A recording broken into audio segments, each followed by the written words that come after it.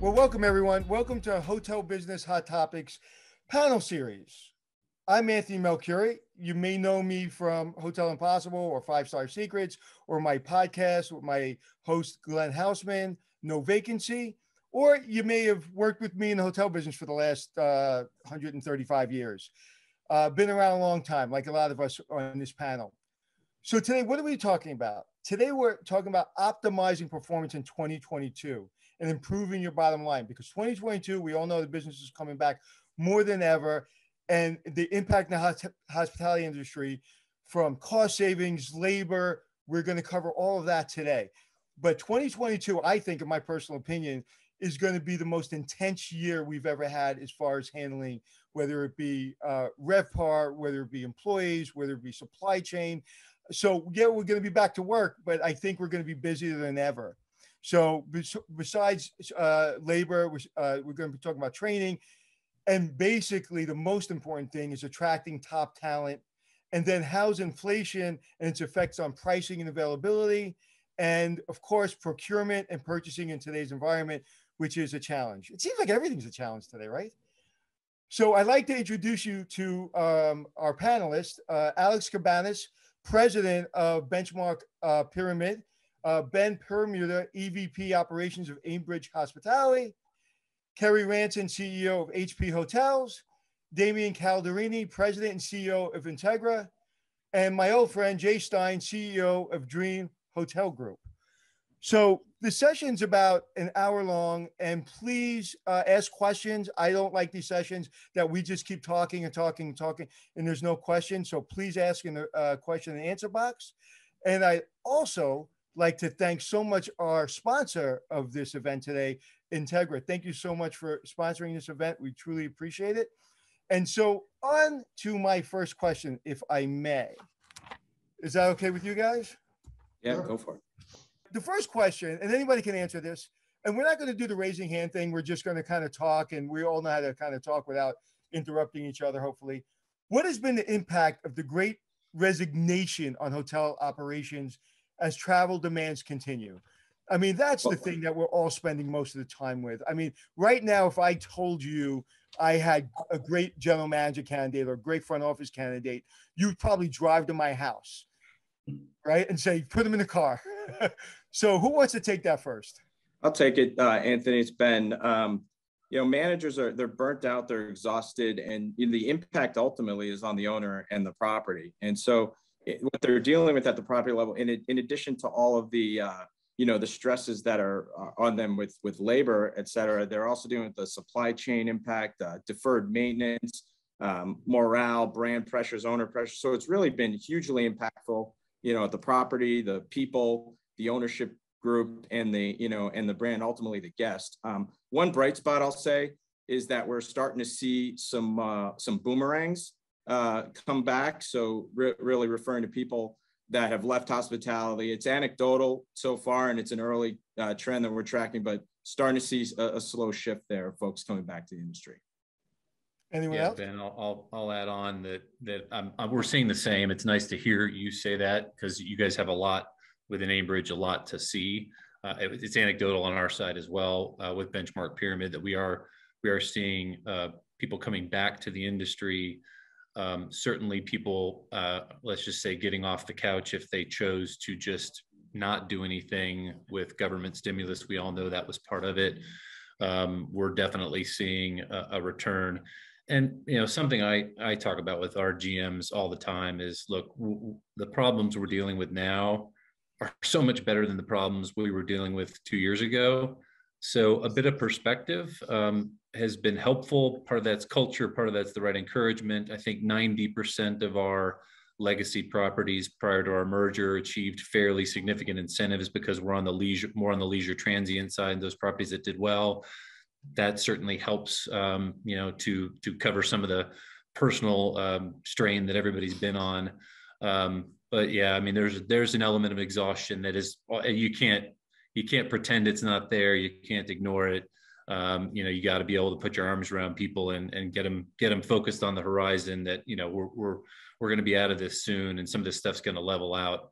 And I hope, Anthony, to your point, that 22 is not only more interesting, challenging, but some of these things start to level out to where we can actually look at something a little bit more stable, a little bit more predictable, because 2 years of unpredictability is part of that exhaustion. It's just, it's a lot.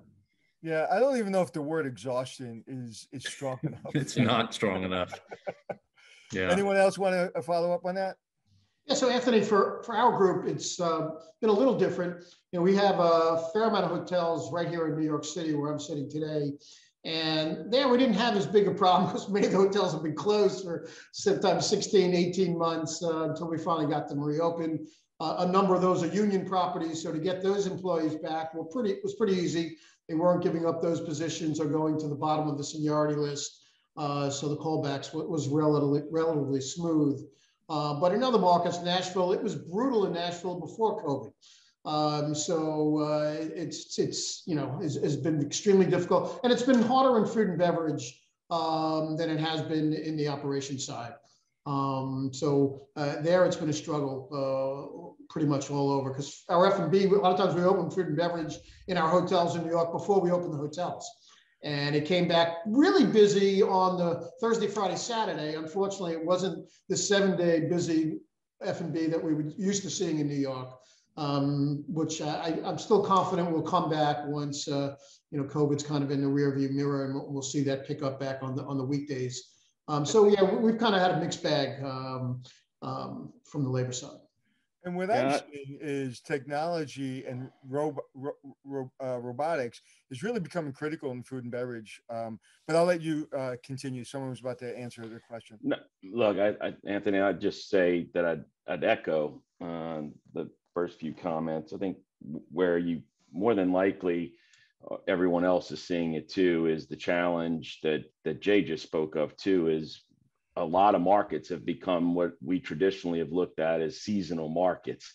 And there was ways in which we manage those seasonal markets. Unfortunately, our seasonal markets right now could be week to week, month to month, bi-weekly. And so, while you're seeing this smattering coming back, the challenge does still lie with those good team members that you are getting back, is actually giving them full schedules that meet their needs. And I think, we'll talk about some other things, but I think that's probably where it's okay, we're getting them back, but the consistent demand component that's still missing a bit still causes issues, I think, with retaining some of those good folks as they come back. And how critical has it been to be flexible? I smiled when you said making sure they have a schedule that works for them. And we all, growing up in this industry, that makes me laugh, because it's like, you're going to work 7 days, 18 hours a day. And then you're going to ask on the 19th hour if I can work again. So it's something, and it's not something that's going away. It's something we're all used to. Every one of us likes working from home, I'm sure, more. I enjoy it. At least a couple of days a week. I don't like doing it 5 days a week. But so we all have to be more flexible. Has that been one of your biggest challenges? I don't think it's the biggest challenge. I think it's the biggest challenge for us old fogies to actually wrap our hands around it. I mean, we are in the world of a gig economy. And if we're going to have a chance at actually sustaining some type of consistency, we better. I mean, I think that's for our from our perspective, one of the big things we've been preaching with our teams and trying to set up systems through some of our long-term partners that we've been in business with over the years is around that exact fact. It may take 5 to 6 people to work through a shift in the day, for instance, at the desk. The days of 8-hour shifts, three shifts a day are done. For us to be able to capitalize on the good team members that exist out there, we're going to have to adjust that and be awake to the fact that that's what people want. They want a bit of time away. We've always been transactional as owners and operators, that this is what needs to get done. And it's the biggest probably turnoff. I think the funniest part is, as we sit there and talk about gig economy and the fact that a lot of these team members enjoy working with Uber, et cetera, because of the differences that it allows them to do and the schedulings and the opportunities it brings for themselves as entrepreneurs. If we just had done a crappy job over the years of actually advertising the fact that's what we are that, but I think we've been stuck for years in the way we've always done things. And for us, that's been a big piece of our change. And you know, not only that, but letting people be themselves. You know, I think we've always been so uniform driven, so no facial piercings, no tattoos. And yeah, I think you look at it and say, well, why wouldn't we let people be themselves? And that's probably been for us personally a biggest piece for me. I walk into some of our lifestyle assets and I've got a night auditor in a jogging suit. It's a little hard for me to digest, but it's a damn good night auditor. So we're going to give up on things like that. I mean, we obviously need to put in some guardrails, but yeah, I think flexible schedules there to stay. Yeah, I think you're exactly right. And you know, it is an adjustment, but we're all living the technology in the gig. We're all it's not just them, it's all of us, right? So and I'm going to kind of change a little bit and then come back, but what are some unique ways to offset wage inflation without passing it through ADR increases? I'm taking notes on this one. Who wants to take that one?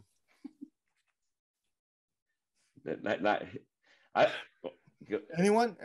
Well, yeah, I mean, you know, without ADR is going to increase, and that's going to be, the markets are going to dictate the ADR. I think all of us here would love to pass that through ADR, but you know, the reality is that it's going to be the markets that dictate that. But I mean, you know, some things like complexing positions we've explored, you know, use of technology that the brands are supporting, like mobile key and digital check-in, just the more we can acclimate the customer there.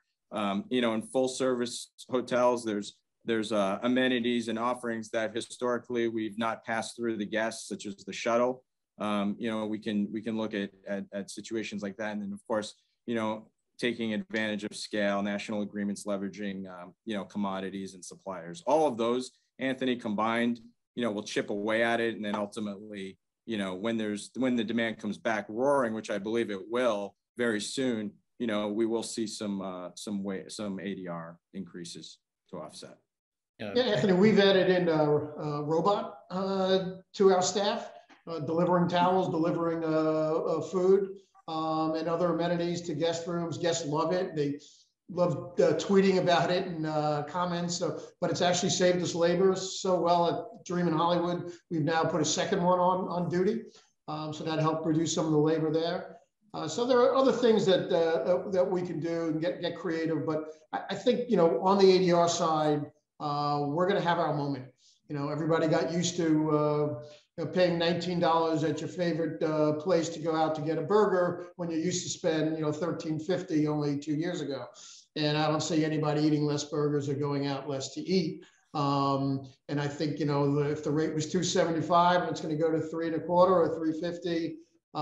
Once the demand is back, it's going to pass through pretty nicely on the bottom line. And you know, I read some articles where ADRs in the New York market anyway were so stagnant in like 20-year lumps that, you know, they would hardly move. And then you'd get like an 8 or 10-year spurt where it would go from $100 to $220. And then it would stay there for 15 years, you know, give or take a couple of percent. So I think we're going to be seeing that in a number of markets where you're going to see over the next 7-8 years some significant rate growth. And that'll give us a chance to make some of our budgets in October instead of missing them by 15% and laughing and going out to some dinners again. So I think we will see those times. You know, Anthony, just to chime in on that one, there seems to be a consensus. Jay, what you're saying is really interesting. There seems to be a consensus that kind of RevPAR in smaller areas, you know, rural areas, small town is already back maybe to. But like, it'd be interesting to see the consensus, at least we're hearing, is that in very dense areas or, you know, large metropolitan areas that, you know, even this year for the rest of 2022, it might be a bit of a struggle to get back to what they were because of the, you know, just the number of the choice out there and the competition. So it's interesting. You seem to be optimistic that you'll be able to make that correction this year. Oh, not necessarily. I don't think you'll get it all this year, but I think in the markets that are strong, you'll get this. And it even varies. You know, New York, which got hit probably as hard as anybody, but I think it'll bounce back a lot quicker than the San Francisco markets, perhaps, or Chicago and some of the other densely urban populated areas. And New York has got a pretty good tech base here, so as well as the great, entertainment and other things that it has to offer. So we saw tremendous movement by October and November already in the city and hitting sellout dates. But then once Omicron came in, things really took a back seat, and now we're in the slow time of the year. But yeah, I think and then of course it's the corporate business. Once that, they're not worried about having to get sued by people because they sent them out on trips, and big companies are comfortable that, yeah, there's no problem getting people on the road. That's going to more than trickle back. Now maybe it doesn't ever come back to what it was. I don't need it to, because I've got other things that'll replace those things that aren't coming back. Being able to work remotely. Yeah, well, I'm remote, so come stay with me when you're remote, and we'll fill the place other ways. So I think there are great opportunities for hotels. I think the big questions are for the cities. What happens to the office buildings? Even if they're only filled 3 days a week, what happens on those other 2? And I'm curious over the next 5 years to see what happens in those markets. But I think for hotels, we'll be creative and we'll find ways. And once that corporate business starts to trickle back in, the pent-up demand is tremendous. The international pent-up demand is tremendous, and just the people want experiences. I mean, I wanted them back in the '60s when I was, going my teenage years, and I don't think it ever really. They talk about the experiential economy, and people want. I don't think it ever really went away. I mean, yeah, people were collecting things, and but people always want experiences. They want to see things. They want to see things that they hear about, and then other people tweet about, and. So I think there's going to be a real strong demand for travel, and they miss it. They really miss it. So, and humans don't like being told no. And we've been told for 2 years we have to sit down, and we can't go to Italy. We can't go. So there's this rebellion. I know I feel it. Of as soon as I can go, I'm going. And so good points. What was I'm sorry. No, Anthony, the only thing I want to say just on the inflation, are you going to come back to that in a second, or because if not, I just want to make a couple of comments. Go ahead, please. Well, the couple of comments is, it's interesting, right? When we think about inflation, people think, it's temporary. I'm telling you, some of it is staying. It's here to stay, right? There are some structural changes in the market that are not going away. All the inflation we're seeing is not all due to COVID. If you think about what's happening with freight and transportation, the amount of demand, the global demand has increased by 30%. The capacity has increased by 7% over the last 4 years at the same time. So what we're seeing in terms of freight, sea freight, air freight, all that, those prices are going to remain high for the foreseeable future. The consensus is probably we're not going to see anything going, anything going our way before 2027, 2028. So I think that's here to stay. There are other aspects where, on whether it's with some corn or even packaging, some elements have nothing to do with COVID. It has to do with weather. It has to do with other aspects. Again, that's structurally here to stay for a long time. So I know right now we're experiencing inflation is kind of a 40 years high. I'm not suggesting we're going to stay there, but I think there is we lived in, the last 10, 15 years, we had a minimal inflation, and I think those days are gone. And so when I was hearing both Jay and Ben talking about how you do that, whether you pass it over to your clients, there's probably a part of that we're going to, that the operators are going to pass over. There's probably, Ben, you mentioned it, how do you think about you offer, but then what are the consequences on the client, whether it's amenities or things that were just considered to be free from the client, how are you going to change that? And then there's operational efficiency. I think there's, now is the time that operators turn and look internally at things that, you rethink the menu, you rethink the recipes, just from an F&B perspective, you rethink the way you manage the bar, you rethink of all those things to just gain efficiency. Now is the time to look at that pretty hard. Yeah, and I think every hotel, every business is there, and listen, the prices are going to stay in certain instances. Labor is demanding higher wages. We're going to demand higher average rates. Did we ever think we would get used to paying for luggage? Right? We don't, because we all have, we're all probably platinum and diamond members, but. It's like, do we ever think that would do that? You said, we're going to maybe pay for shuttles. And I started to get nervous. I was like, what? I haven't heard that one before. But it just becomes a norm. So my next question is kind of to what, Damien, what you were saying. What's the biggest challenge in the supply chain as far as categories and products? Damien, on your side, what are you seeing? And then everyone else. Well, I mean, we've seen, first of all, I want to say we've seen, inflation all over the board. So there's challenge everywhere. If I want to share a few numbers, I think interesting numbers, we've seen, so on the supply chain perspective, again, as I mentioned, some of the disruptions, I think that are just numbers, so everyone can understand what we're living through, right? The fill rate for manufacturers into distribution, typically we consider in our industry, if it's below 98%, it's a disaster. What we're seeing these days is closer to 80%. So, there's a lot of product shortages out there, and just reality we live in. I have a couple of numbers. The average time of freight to go from Asia to North America pre-COVID was 60 days to get a container. I'm sure you guys are experiencing this. You're now looking at 110, 120 days. But it's actually worse than that, because even, back then, the in full, in time, so when you actually got what you ordered on the day you were supposed to get it, that rate used to be 85%. It's now down to 30%, on sometimes even down to 10%. So it's actually double the time you used to take before, and you actually rarely get everything you actually ordered. So the disruption is massive out there. What we're seeing is, of course, packaging is a high, category that was significantly impacted. But again, and I think that, it still hasn't caught up, and we'll see that continuing. We're seeing high inflation on meat, poultry, and other categories that are quite significantly impacted. So I think overall it's a challenge right now. Overall. Yeah, I thought the hotel business was challenging until I talked to you. I'm going to stay in the hotel business. right now, supply chain is honestly, it's just. Actually, we enjoy the challenge, but it's quite fascinating. It's just quite a challenge, yes. Yeah. And for the operators to have to run an operation like a hotel and have to worry about, am I going to get what I ordered? When is it going to get here? Am I going to get served? Because we have some, Alex, you know that we even have some distributors that are making, arbitrage as who they're actually going to be delivering tomorrow. I mean, it's a crazy world out there. Do you see it balancing out anytime soon? Do you see a time frame where it's going to kind of get back to semi-normal? I mean, the reality though is that we are seeing progress. I hope, Ben, Kerry, Alex, Jay, I hope you are seeing some of that, because we are seeing some progress out there. Now, no one has, Kerry, I see you shake your head. Kerry's giving you the no. The supply chain, the level of stress that has been been put on the supply chain is something we've never seen before.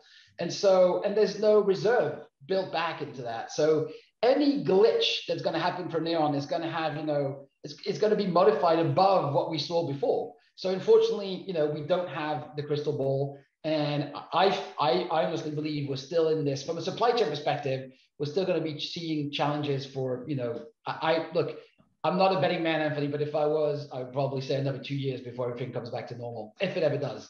I think, like I said, there are structural challenges, and last thing, everyone is seeing those containers outside of those ports, right? They're staying there. And everyone thinks, it's just a COVID impact. When we get through this, it'll be okay.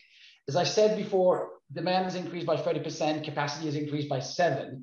So the reality is, even if we were to do the investments that we need to do in order to fluidify this, it'll take 10 years.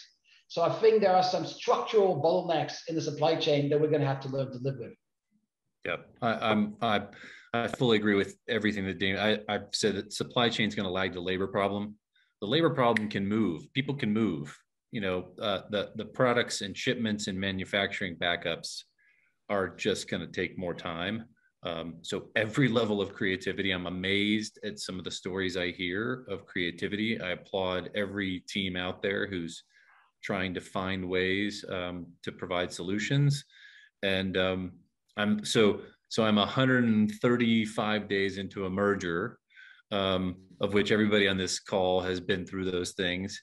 You plan on, you bet on, right? Synergies, value, buying power, all of that. Damien's in the middle of a GPO bid, being Benchmark's previous partner and Avendra being Pyramid's partner. And we're right now in the throes of it. And I think we did a full analysis and had a variance of less than 1%, which to my team, I said, no, guys, sorry, that's like within the margin of error. It's like it's like a poll for a political campaign. You just can't. How in this unpredictable environment can we at this point make any decision on reliable market basket pricing? Impossible, virtually impossible. And instead of saying to our owners, hey, look, we're now a $4 billion company versus two, we're going to save you a ton of money on the things that we buy. We're going to have to figure out how to say we're going to spend less of an increase than everybody else on the stuff that we're going to buy over the next 2 years, because that's the reality, is everything is going up. So I agree, Anthony, with your comment. I thought my business was hard. But I think the supply chain world has been even more materially disrupted from a fairly, consistent, I don't know, somewhat, I don't want to say stodgy, Damien, that's not fair, but, fairly set in their ways world of the way GPOs worked. And that's just being blown apart. And I think it's hard to we have a significant short-term issue coming up, and that's just this impending spring summer revenge travel part 2. When you think about linen pars, PTAC units in the summer, you got to start right now planning for that. Short-term, long-term, it's been 2 years of lack of PIPs and property improvement plans, and there's a backlog there already, and there's going to be a huge influx of PIPs that are going to start this year and next year. And if you're saying it's going to be, Damien, another 2 years, that could be, hugely disruptive to, the asset improvement plans. And I want to share something with you. Like, I know some of your operators, hopefully given, for sustainability reasons, it's not great, but some of your operators might be using air freights for, last minute orders or whatever it is. Air freights, the interesting numbers that we saw during the pandemic, I don't know if everyone on the call knows that, but 60% of actually the volume that's transported through air freight actually travels through commercial flights. So the actual cargo planes only transport 40% of the freight. Well, guess what? Last 2 years, there was no commercial flights. So what happened is the entire volume was transferred to cargo planes. They've been in the air turning, nonstop, 24/7. They all need to be grounded. So even that's not the answer, because the amount of backlog in maintenance, or just the number of hours those planes have been up in the air, they've got to be grounded, they've got to go through maintenance, they've got to be retired. So even air freight is not going to be an answer. I'm not here to, this is not doomsday. Again, this is very depressing, Anthony. This is very depressing. No, it's not actually. It's not, because it isn't. My point is, I think your point, Alex, and we've had those conversations, it's the new reality. And so, turn to, and you referred to what we do, but we of course, I have the luxury of, we buy $24 billion of food. We operate the most comprehensive and complex food and beverage supply chain in the world in 56 countries. So that's what we do for a living. But we've pivoted, and now we bring a lot of support to our clients looking at efficiency. What do you do back at the house to live in an environment that has that complexity and that degree of uncertainty? So I think that's a lot of what we do today.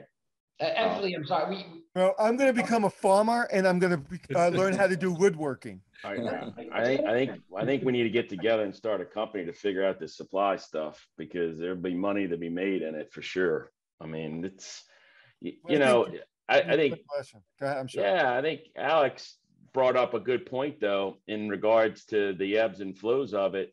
I think it's even more, it's more telling, because you get certain products finally, but then you're left with this inconsistency of not even being able to deliver what you've ordered. So then you end up ordering outside of that chain and that GPO. So from a standpoint of managing the middle of a page, it's impossible. And so this thing has taken on a life of itself, of which I think Alex said great. It's not the team member side of things will work this way out. This thing is, unfortunately, I think, a long road ahead. Yeah. And I think what we've all been talking about, it's, I talk a lot about it on my podcast, is put your pants on and walk out the door, or walk to your office. And we're going to deal all the problems we're dealing with today, we're going to have a new set of problems tomorrow. And whereas when we were all growing up in this industry, it seemed like the problems came a little slower, I think they're just coming faster. And I just think you just need to adapt. And I think we're all getting used to kind of playing a different level of sport. It's the same sport, we're just playing it at a higher level, it seems, right? So I have a question that comes from Brian Proctor, one of people listening.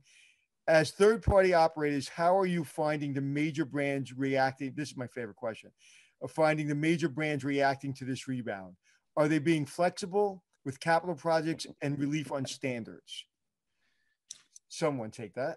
I mean, look, I'll just say we work with all the major brands on a regular basis, and I think initially, and we supported them for the first throughout 2 years through the pandemic. Right now, as we're all adapting to this new environment, take product, goods and services, food as an example. There's some understanding that if you can't get a certain product in that's a brand spec and you have to use an alternative product, as long as you're communicating that with the brands, which we do on a regular basis, they're okay and they're flexible there, where maybe in past years they haven't been. So it's kind of a give and take situation where I see all brands coming around in that regard for sure.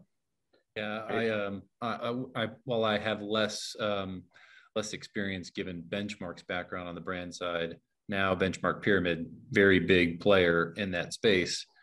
I won't name the brand, but heard recently of some rollout of specific brackets and requirements relative to customer service and GSS scores, only so many that you can be in red zone. And that the flexibility over the last 2 years is coming to a halt here soon, with actually very specific metrics that will really hold third-party operators accountable to the major brands. So there's clearly momentum happening within the brands that, enough is enough. We've got to start bringing things back to expectations. I don't think that's caused any friction yet.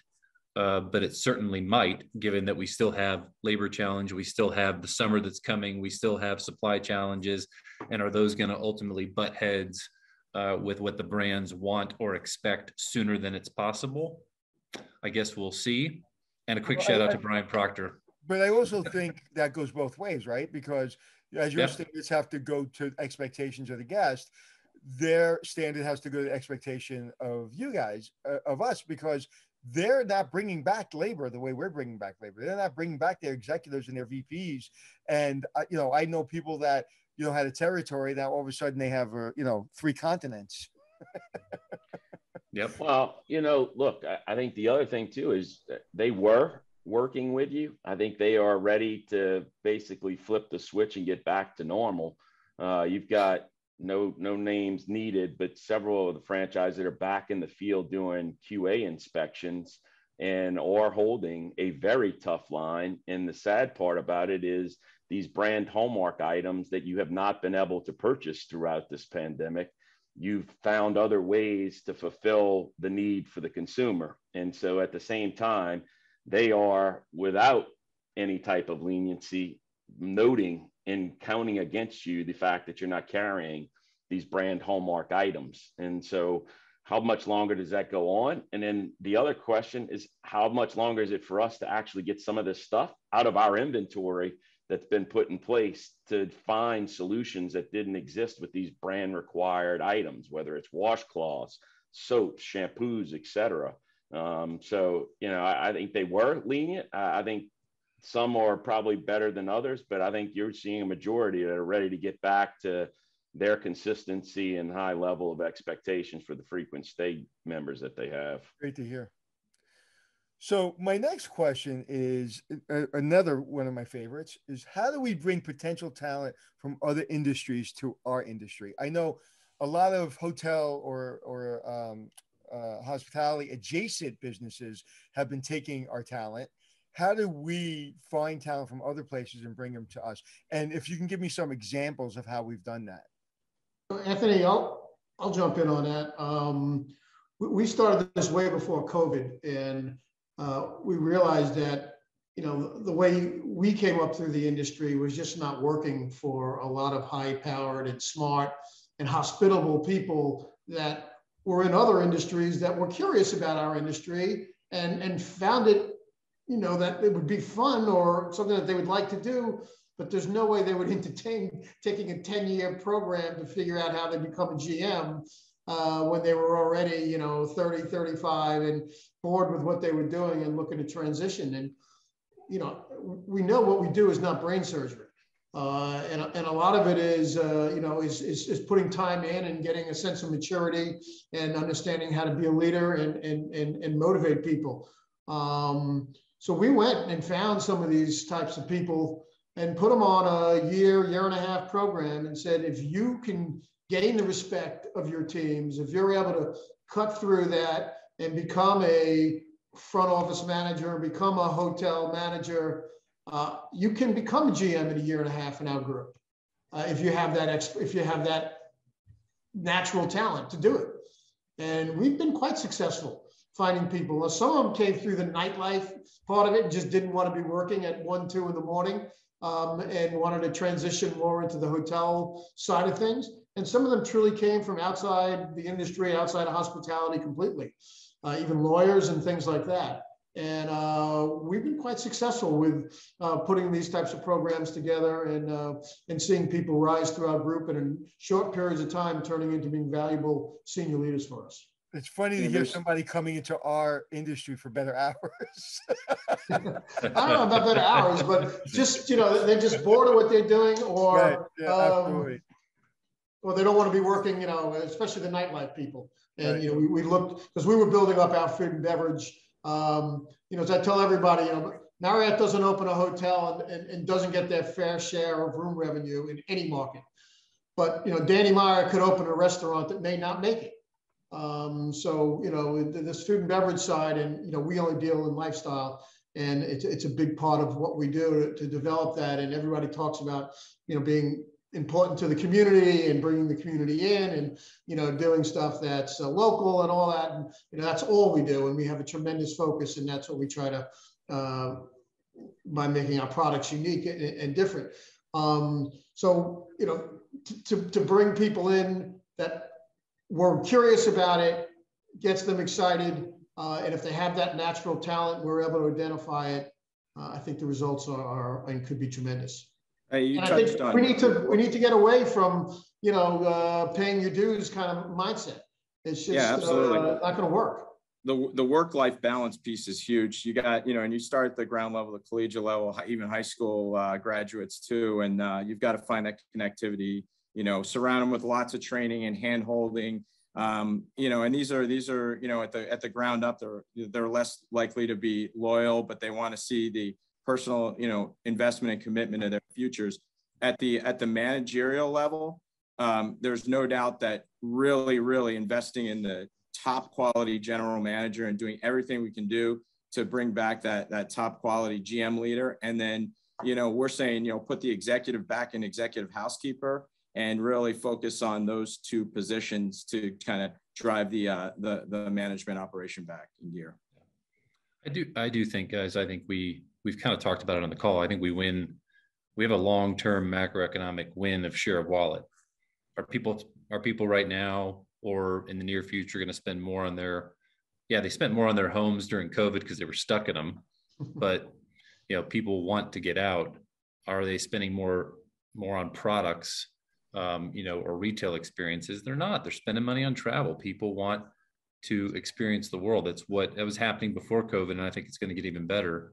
I think we have and AHLA is doing a lot of work on this, but I think we have a phenomenal macroeconomic story to a working population that should see, the benefit of what we do in bringing the world together, particularly in a socially challenging time, right? As purposeful, passionate, right? We make a pretty awesome product, right? That isn't physical, but that's emotional, and people want that stuff right now.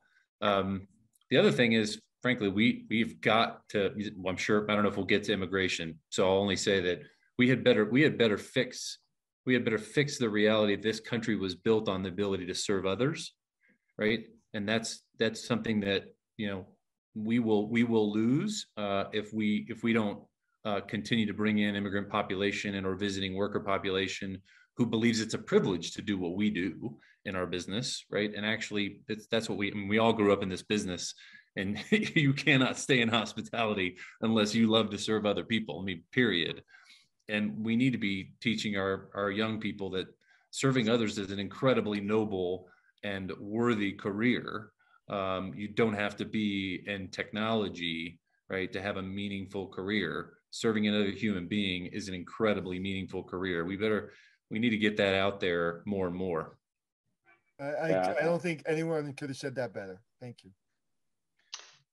No, Kerry, there was just Anthony and we're not operators, but I think, Kerry, I just want to kind of elaborate on something that you said, which I think to attract, the younger generation. And it's like an open door, but what you said, which is diversity and authenticity, right, of the spokes, and telling them this is a career they could have, even if they don't see themselves as being the exact standard of what used to be expected in this environment, this industry. I think what you said truly resonated with me and what I'm hearing from other operators that are thinking that way. And I think the other thing is, honestly, this industry has a role to play in sustainability. And I think that's something the new generation resonates with.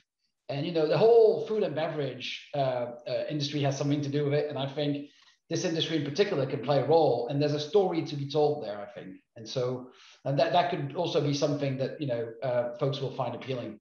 Like there's a purpose.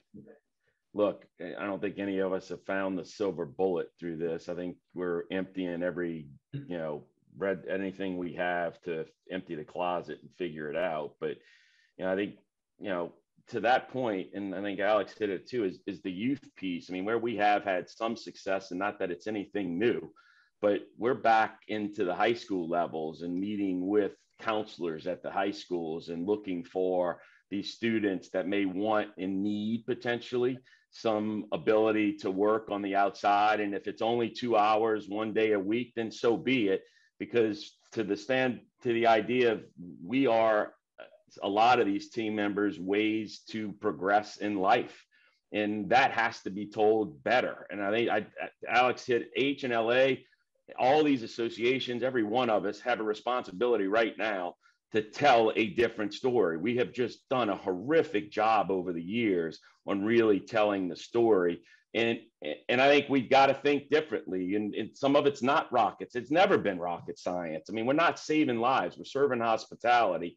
And so sometimes it is as simple as, do we have the ability for someone to actually work 1 day a week or 2 days a week? In the past, your manager would say, man, that's a pain in the ass. I don't want to deal with it.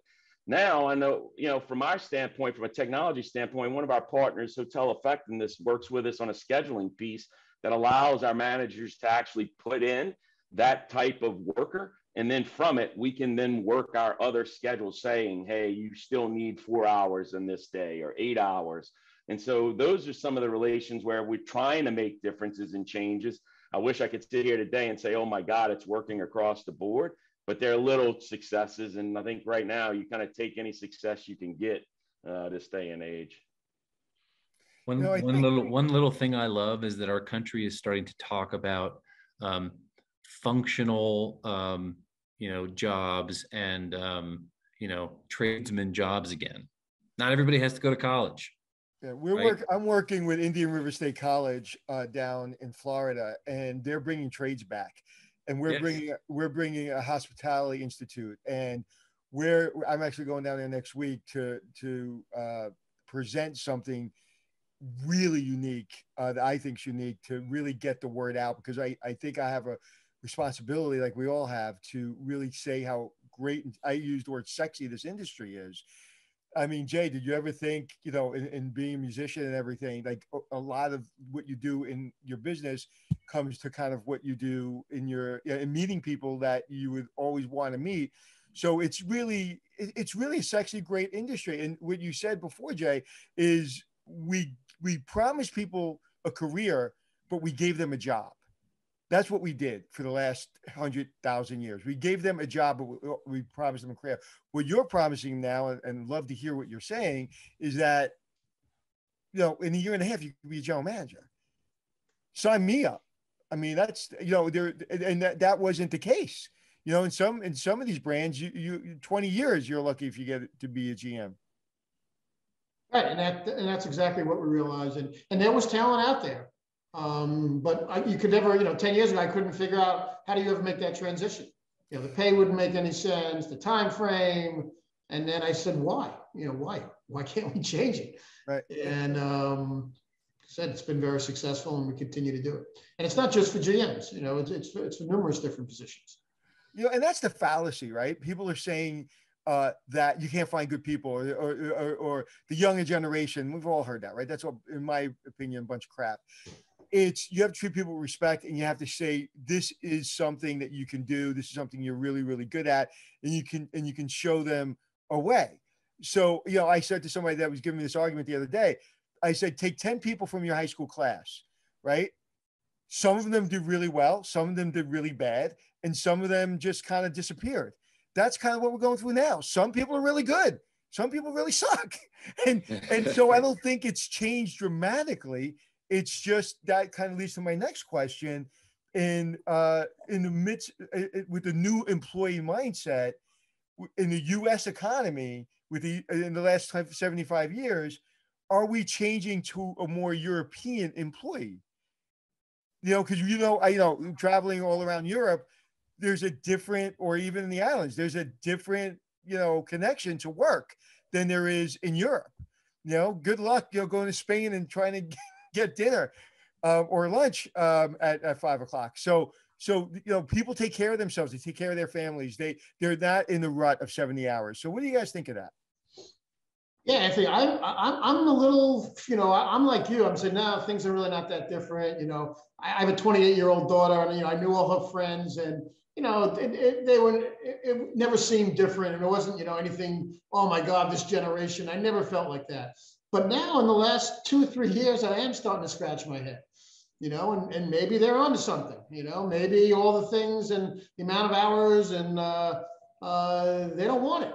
I've got 40-year-old managers calling me up saying, I don't know what to do with my 25-year-old employees. They're driving me crazy. and I laugh at it.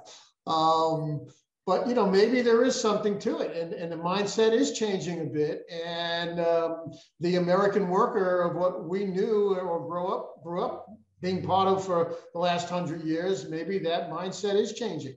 And was COVID part of it? I am sensing that we could be moving in a different direction. I always keep saying, work from home. I tell them, I don't think you really want to work from home. You tell me you want to, but I see when you're in the office, you're enjoying it. You're enjoying the way it was before. You're going out for a drink with your colleague. But they say to me, no, but we're still more productive. This commuting time is tough. And now you want us to go back 5 days, 4 days was too much already. Maybe 2 days is all right, or 3 days is all right. And, part of me is just old school. And part of me is also my chairman, wants it the way we always had it. And we were just as dynamic without it. We worked fine without it. I'm talking about corporate now.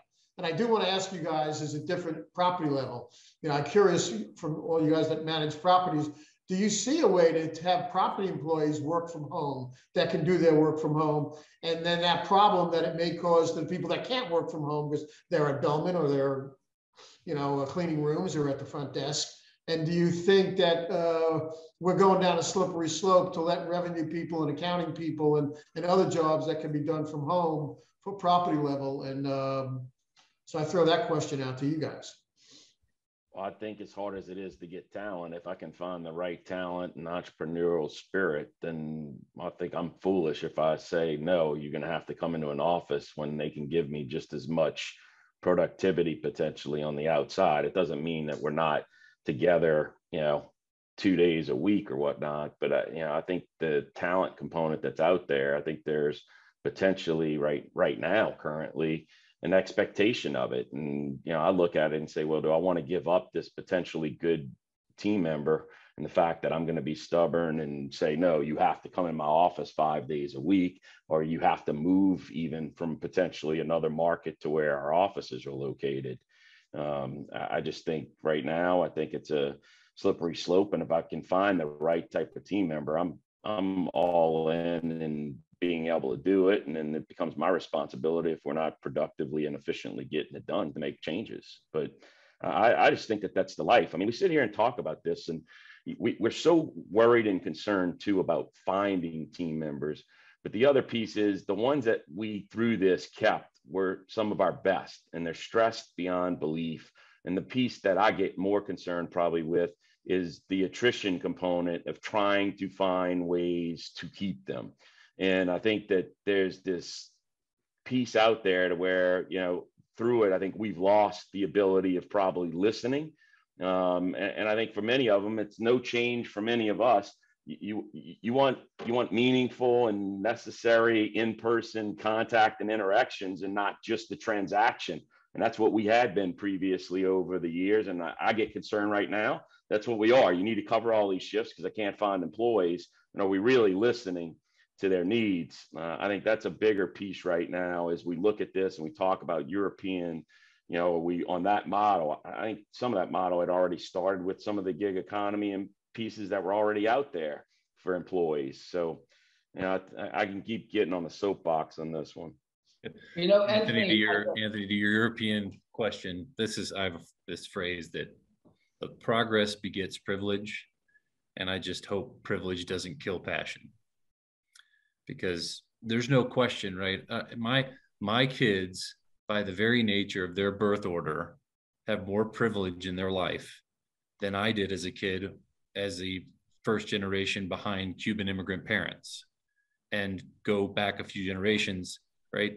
There was a need, there was a passion for work. My dad started our company, right? He's been in the business. So progress begets privilege. It's the reality, right? There's nothing we're going to do that changes that, right? Not politics, not economic decisions. The reality is younger generations just have more resources and more things available to them than their previous generations. And you hope that's the case for your kids. But will that kill the passion? And so when I hear, are we going to turn into Europe? I think only of the negative side of service economy in Europe, where people don't care because they've just been doing it all their lives. And it's just a thing. It's just work. And I can't stand the phrase work-life balance. Life is what's most important. Do something you're passionate about in work, right? That's what we're built for as humans. And so if there's always passion in it, but yet there's enough privilege where there's balance in the things that matter in your life, I'm all in. Take me there and I'll be fine, right? But as soon as the working public loses passion for what they're doing and shows up to check a box, that's going to be hard. I don't care how old or young you are, that's going to be hard. I think it's hard to be passionate about, you know, cleaning 15, you know, rooms a day and 15 toilets a day. And if we can get robots to do that work and people didn't have to do that kind of work, now we'd put a lot of people out of jobs and some healthy paying jobs. But I don't think anybody would be, you know, crying that, you know, they're not getting a chance to go do that. No. We can repurpose those people into other stuff for sure. Yeah, exactly. You know what? And shame on us as an industry that we rarely ever go, this is my opinion, you guys can have a different opinion, we rarely ever go into housekeeping and find those housekeepers, not only supervisors, but housekeepers that would be great at the front desk, would be great in sales, would be great in other departments. And I haven't seen a lot of that movement, or even in engineering in other departments. So, you know, I think it's a wake-up call, and it's all going to be okay, though. It's all going to be okay. It's all going to work out, because it always does. And we've just got to, like, again, put our pants on and show up. You know, Anthony, as probably the only European on this call, you know, I was waiting for that. We kept talking over David. You know, Alex, I'm going to call you after this and sort out. I knew he was going to do that about the Europeans, but more seriously, I think it's interesting. At least, Jay, I live, and Ben, I see the helmet in the back, so I guess we're all from New York. I live in New York too. Interesting. I go out in restaurants and hotels. You know what? A lot of those people are Europeans. They're French, they're Italian, they're Spanish. They come to the US because they can have a career here.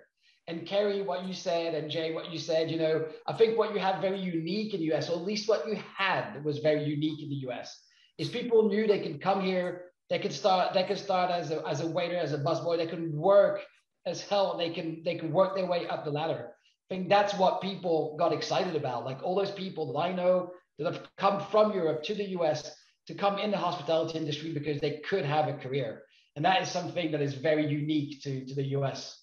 Yep. So there's probably a need to pay those employees better. There's probably a need to take care of them. Kerry, you mentioned it, to let them be themselves, and diversity or authenticity. But I think there's something very unique about the US that has made this industry successful And you have that. Just to your point, Anthony, you know, everything's going to be all right, I'm sure. Yeah. Anybody else want to add to that? And if not, I have one more question. Before we go, I think we have a few more minutes. I think we have like 2 minutes. As we see a resurgence in hotel occupancies in the near future, will we also see a resumption of the key initiatives with respect to utilities, conservation, LED, conversions, low flow shower heads, toilets? Are you still moving in that direction? Are you still moving in the single use amenity direction? And we got like maybe 1 or 2 more minutes, and then I'm going to thank everyone for their time.